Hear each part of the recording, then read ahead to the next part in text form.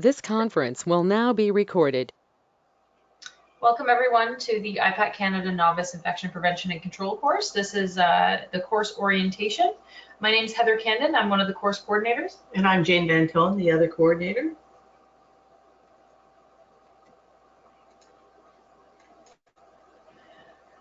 So today we're going to give you a general overview of the way that the course works. We're going to talk about general course questions that often come up. When you need to get a hold of Jane and I, we manage, as the course coordinators, we take care of general course questions, any technical issues that might arise with the course. And when you're really not sure who to contact about a question you might have, you can email Jane and myself. We share an email address. It's basicde at IPAC-Canada.org. I just noticed there's a C missing actually in this email address, but it's BASICDE at IPAC-Canada.org. And if any time you email us and we don't get back to you within 24 hours, just send an email again because we might have missed it, because we're usually pretty on top of getting back as quickly as we can, okay? As far as the course structure, it's made up of 6 modules and a 12-hour project at the end of the 6 modules. It's broken down into units. Each unit has objectives, readings, and notes that are listed in the beginning of the course notes. They vary. These modules can vary in length, anywhere between 3 to 6 weeks. We have a take-home exam associated with every single module. Each module, you're given a week off in between. These modules are almost like mini courses. So in between each module, you get a week off for some downtime. Over the holidays in December, there is a much longer break. There's a few weeks off at that time. There's some course reference texts. So for module 2 only, the instructor has provided the name of a textbook called Diagnostic Microbiology by Connie Mahone and Donald Lehman. The 5th or 6th edition, either is perfectly fine. Any other sort of diagnostic microbiology textbook can be helpful. There is lots of references associated with module 2 as well, and you might find you don't even need a textbook. So this is just provided in if you wanted to purchase it, but it is not mandatory that you pick it up. If you plan, go ahead, Jane. Yeah, and I just want to point out too that sometimes there might be some conflicting information between textbooks, and this is a textbook that the instructor will be referencing. Okay, so any information that she gets, if there's any conflict or everything, she'll be going to this textbook as the reference. That's right. If you plan to practice as an infection control practitioner, and for ease of looking things up throughout the course, there's 2 reference manuals that are important that you could have access to one or the other. So there's the Red Book 2018. You can often buy this on Amazon, or you can look it up online and purchase it online. And there's also Hayman Control of Communicable Diseases Manual. One or the other for these books you will find helpful in the course for sure. There's also the IPAC textbook online. This can be quite costly, but it's another option. Yeah, but like I say, for the purposes of the course, you probably can get by without the textbooks, but you know, it's nice to have these references, particularly if you are working as an infection control practitioner or plan to write your CIC. Yeah, and the 2 books that, you know, if you do plan to be an IPAC practitioner, it's either Red Book or Hayman that you'd want to get your hands on. As far as course faculty and roles, there's instructors for each module. They will prepare the notes, create and grade exams, and answer all content-related questions. We have a discussion facilitator for some of the modules that will frequently log in, and they monitor, direct, and grade the discussion forum. Not all modules have a graded discussion forum. And then we have a project facilitator that sort of starts in January of the course, and they're involved in monitoring, directing, and grading your final project work. And finally, we have the IPAC admin assistant who prepares tax forms, processes payments, and issues receipts. And her name is Kelly. Yeah, so if you have any issues related to anything financial related to the course, Kelly would be the one to contact, okay, at the IPAC Canada office. Okay, so if you want to know, like for each module, it could have a different instructor or discussion facilitator. So we'll show you later some screenshots, but at the beginning of every course module, you'll see it outlined. And also in your course outline and calendar at the end, it has every week broken down, and it indicates who the course instructor and discussion facilitator is, if there is a discussion facilitator. And if you want to contact your instructor or the discussion facilitator or Heather and I, you could do it through the Blackboard OpenLMS quick mail function, which we will show you later in this presentation. And the evaluations vary between each module to a certain extent, but it's based on some of the modules have discussion forum participation, some of them have assignments, several of them have little quizzes, a lot of them have a little checkpoint quiz at the end of each week that's worth anywhere between 3 or 4% kind of thing to totals up. And your take-home exam is at the end, and it's worth be approximately 35 to 40%. Each module also has a self-reflection question. It's sort of a bit of a mini survey, which is also worth 5% of your mark. So, and the passing grade for each module is 65%. So that's not the overall for the whole course, but each module you have to receive a passing grade of 65%. So as far as referencing, this comes up every year. We actually have a policy. It's policy 5.1. They've been sent out to you via email. Reference, you don't necessarily, you don't need to use any particular format when referencing material, but you do need to reference it in some manner so that the instructor or discussion facilitator is aware that it's not your own work. So Wikipedia, this frequently comes up as well. Wikipedia is an okay source to sort of learn or understand a topic, but it's not always a reliable reference, and you need to keep that in your thoughts when you're reading something from Wikipedia. And you might want to say, you might see in some of the notes that the instructor may give you a link to a Wikipedia entry, okay? If that happens, it's an entry that she's verified and it's a reliable reference, okay? But you can't assume that with all Wikipedias. But if any Wikipedia links show up in your notes, it has been verified by the instructor. That's right. And so we strongly want to suggest that you do not copy and paste material from websites or the course notes. So it is fine, definitely, to paraphrase, but you need to reference the material and you need to write it in your own words. So if you are found to be copying and pasting large parts of, the course notes directly into your exam or into your discussion, you're not going to receive full marks, and we will call you out on it, because really you should be paraphrasing. I mean, there's certain things you can't paraphrase, necessarily what a gram stain is, but if you're copying and pasting large sections of the notes, you really need to avoid that use. You need to paraphrase in your own words. And of course, if you're doing something like if you're citing something from a guideline or a audit tool, again, you could copy and paste, but make sure you reference that that's what it is, that it's somebody else's work that you put in there. If you have any doubts, if any module, on how you're expressing something, whether it's considered plagiarism or not, contact your instructor ahead of time, and she should be able to clarify with you whether or not that's an acceptable way to express the answer. Yeah, and just a reminder, it's fine to use any referencing format you're comfortable with. You could even say like from course notes in brackets. That's perfectly fine. We would request that, because this is an online learning platform, we would like you to review the Netiquette guidelines found in the course information area, and we'll take you there and show you in just a bit later in the video. But there is sort of etiquette used when interacting with folks online in the course, and we'd like you to be familiar with the Netiquette guidelines. Okay, this course, some of the modules move quite quickly, and particularly if it's a module like microbiology and you're not particularly familiar with it. So it's important, and some of you might not have been studying for a while, been away from formal education. So we do have study tips available as well under the course information site that we'll explain to you later. And so, you have a look at that to give you some ideas how you can arrange your work. And we do say use some judgment when reviewing the reading list. Like a lot of the material, there's a lot of reading material there, and quite often the instructors will make reference to a guideline or a best practice document. You don't necessarily have to memorize that document or even read it through word by word, but just be aware it's there and what kind of information it contains, so that you could, you know where to find the information when you need it, okay? Because if you're going to start reading every single link word for word, you're going to get really bogged down, okay? And all the exams are open book, and the questions are sufficiently answered using the notes and the required readings, okay? And if you get behind, if you find you're falling behind or you're panicking, or you you feel like you're drowning, just get in touch with us because we could sort you out, help sort you out, maybe give you a little extension or time off. If you're planning vacations or whatnot, let us know as well so that we can kind of make adjustments to when you're posting and when things are due for you.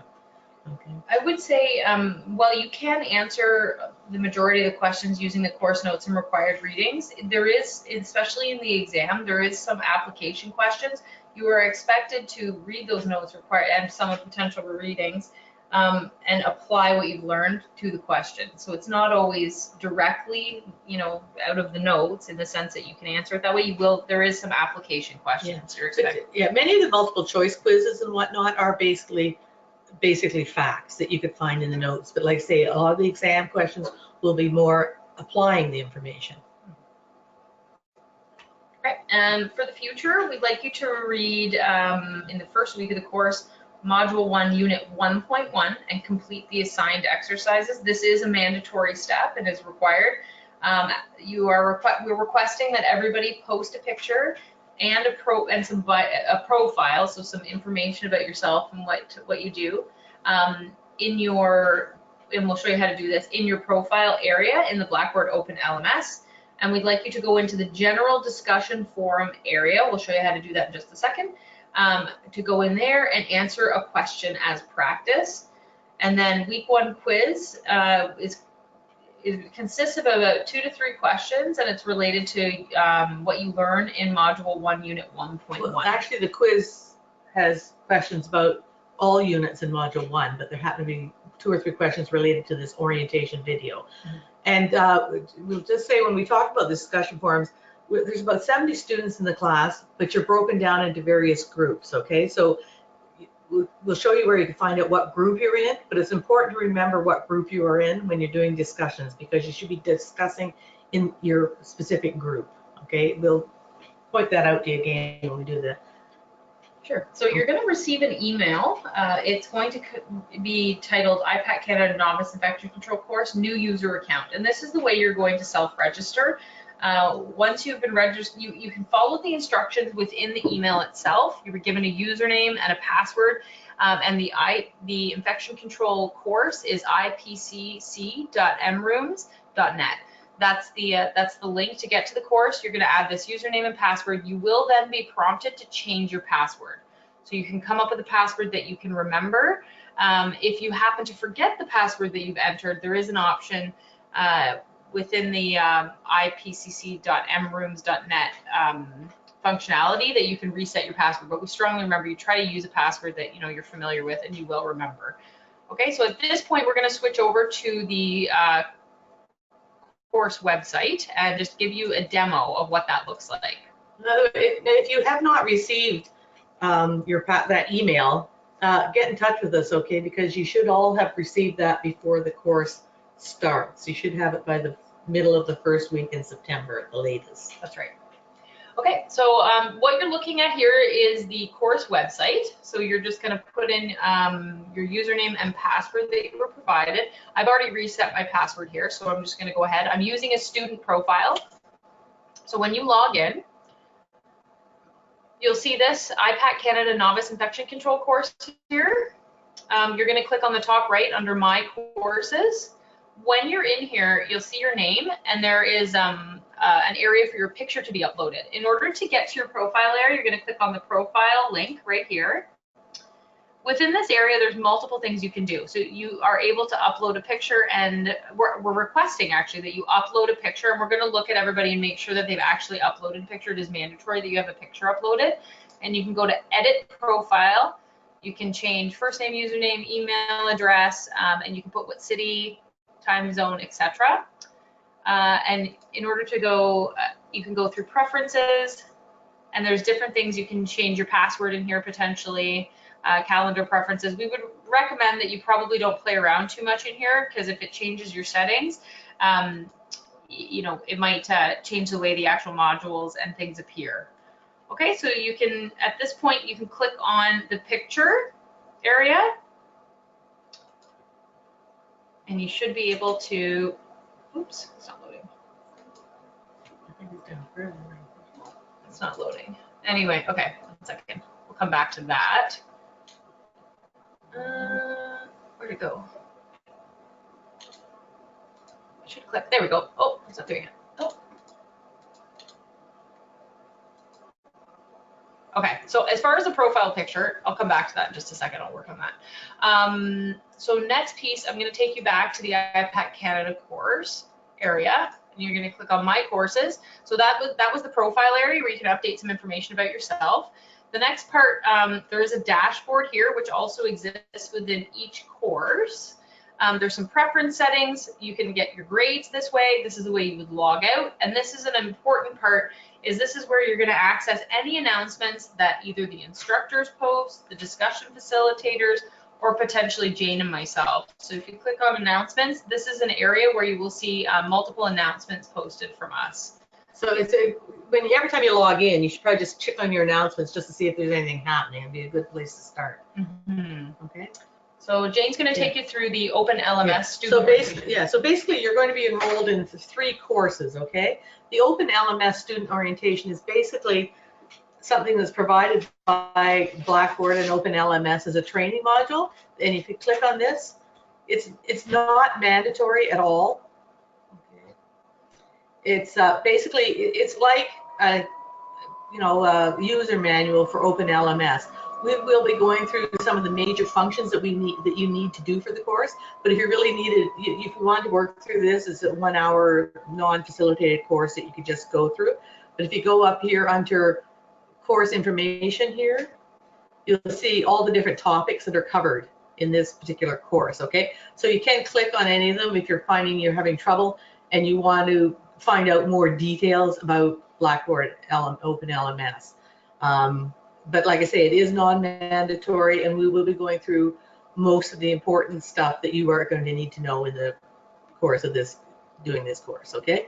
But it is there for you. It's more or less like a Blackboard manual, okay? The other course that you'll see is the general course information, which we'll go through as well for you. And the other course that you're in is the actual course, where the actual course material is, okay? So if we go into the general course information, this is where you're going to have basically what it says, general course information. So in here is going to be the course calendar, and it's very important that you review this. Okay, it gives out all the details about the course and how it's outlined, a lot of the information that we're talking about today in more detail. And if you get down the end, you'll see the actual dates and weeks of the course, okay? It might be a good idea to print this out so you have it handy, so it tells you everything, who the instructor is, what the topics are for the various weeks, okay?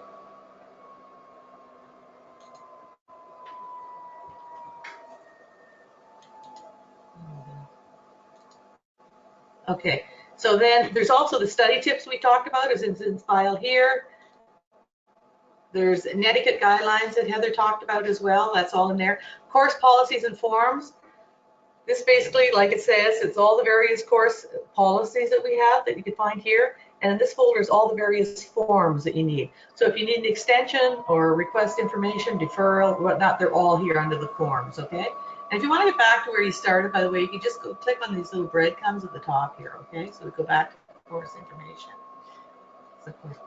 Okay, so the next part we're going to look at is the course faculty overview. This is just for your information, but we have the instructor biographies, discussion facilitator biographies, as well as the administration biographies. So for instance, Jane and myself are in there. So what I'm going to do is actually take you back to my courses, and at the top again, I'm going to take you back to profile. So when you look at profile, you can actually click on edit profile.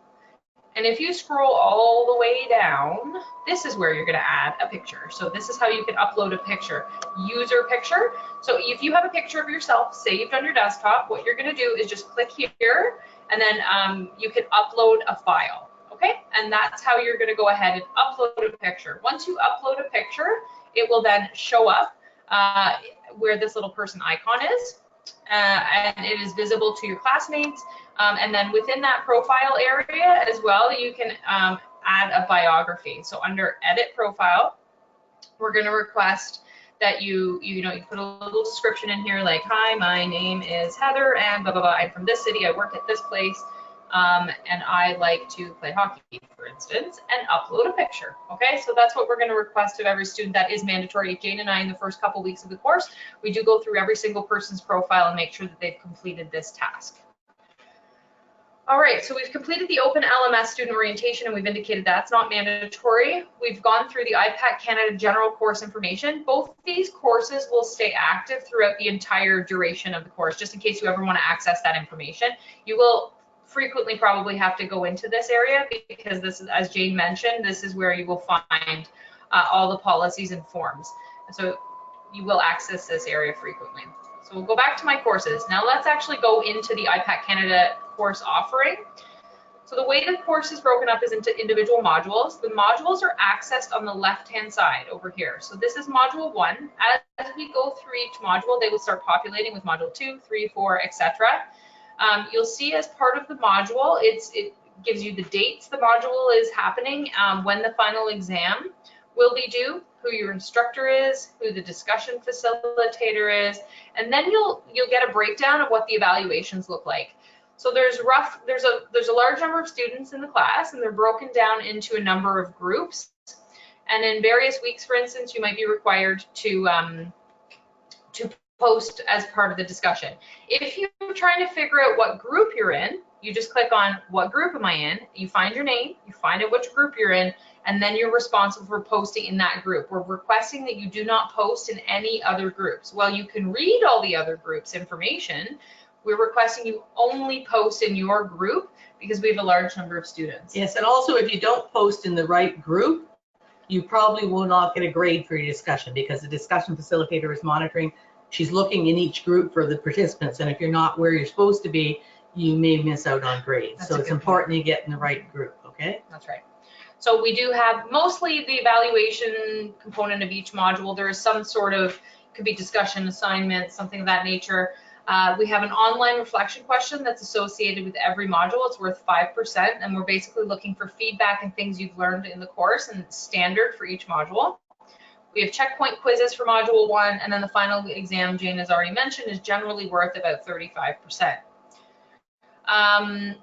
So as we scroll through, we have the module is broken down into weeks. You can always print off that course information calendar that was shared earlier in this PowerPoint and is available under course information.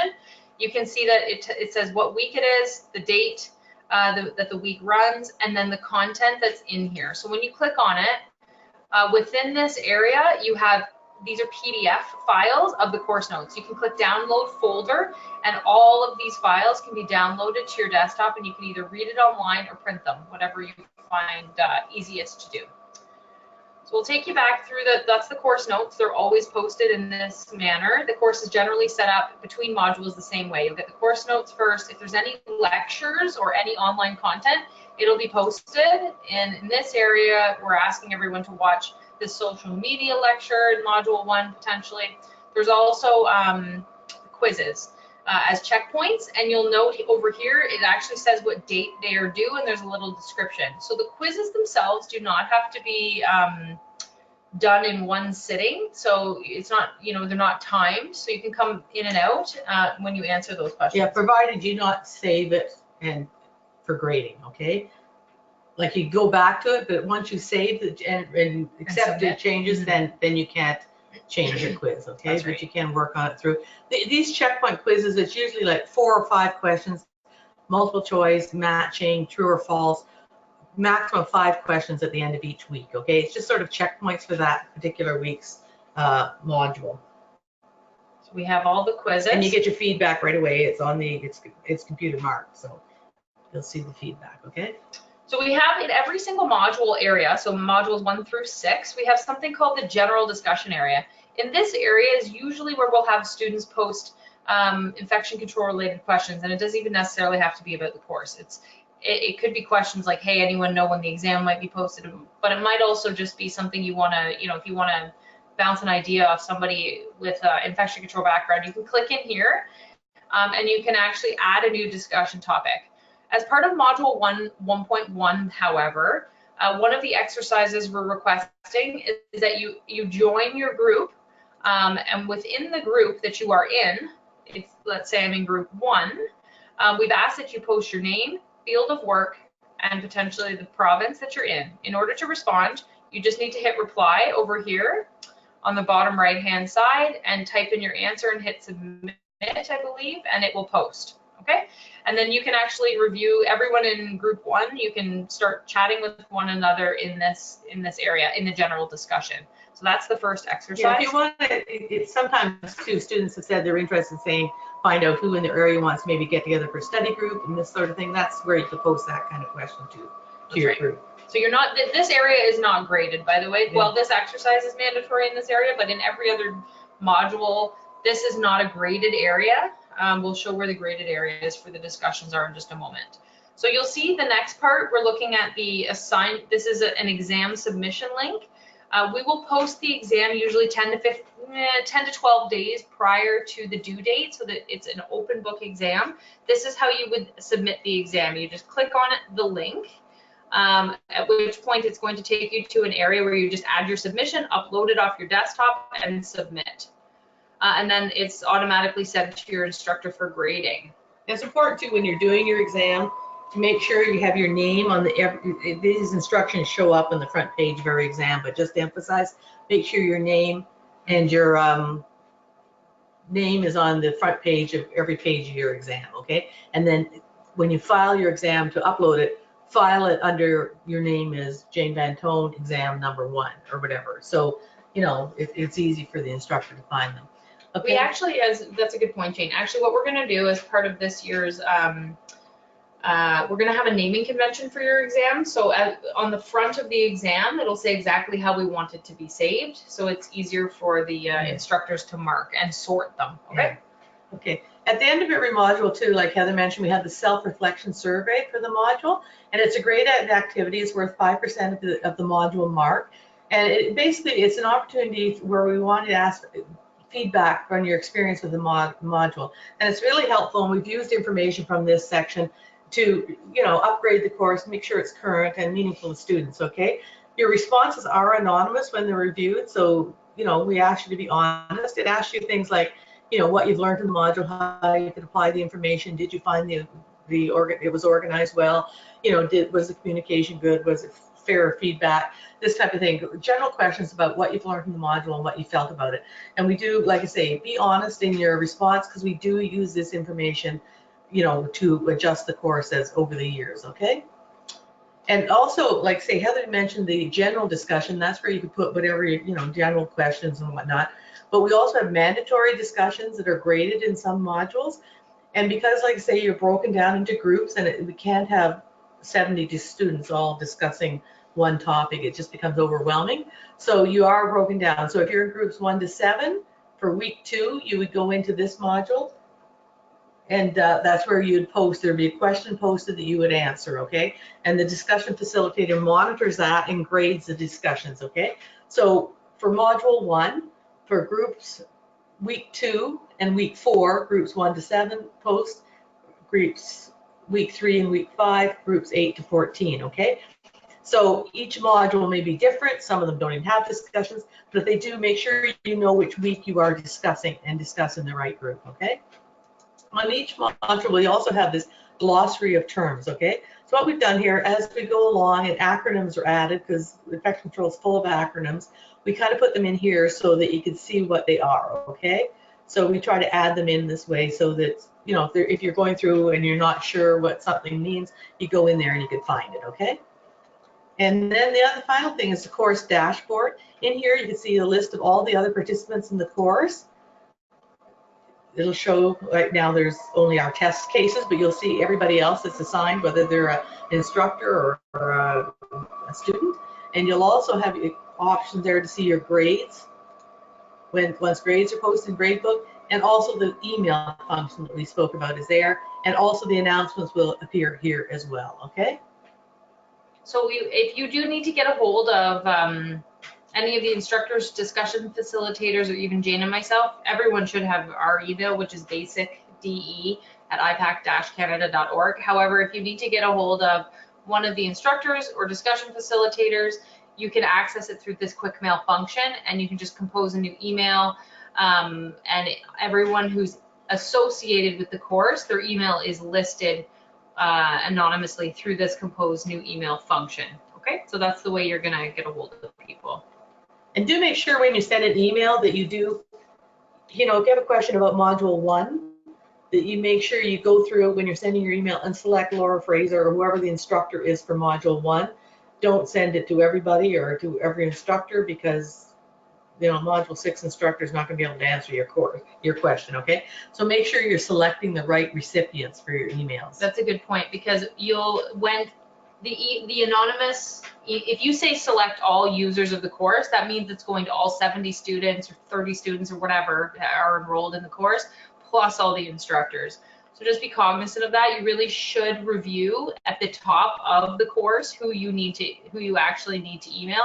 Go back to your course dashboard, compose the email, add that individual, because you will end up emailing everyone in the course potentially. So just be careful of that. Other than that, I think that's a wrap for this, Jane. Do you have anything else to add? No, I think that's it. But like I say, if you have any problems, you haven't received your password, you're having problems logging in, or any problems at all, send us an email. We should get back to you pretty quickly and try to get you sorted out. Don't let it fester. Stay on top of it. And like I say, if you're running into any problems at all, get in touch with us right away, okay? So we get you on track. So we know this is an overwhelming amount of information to begin with, but we hope this video is helpful, and just take time to review, various sections and whip through the areas and get accustomed to the layout. All right. And thanks for joining us today. Look forward to working with everyone over the next year.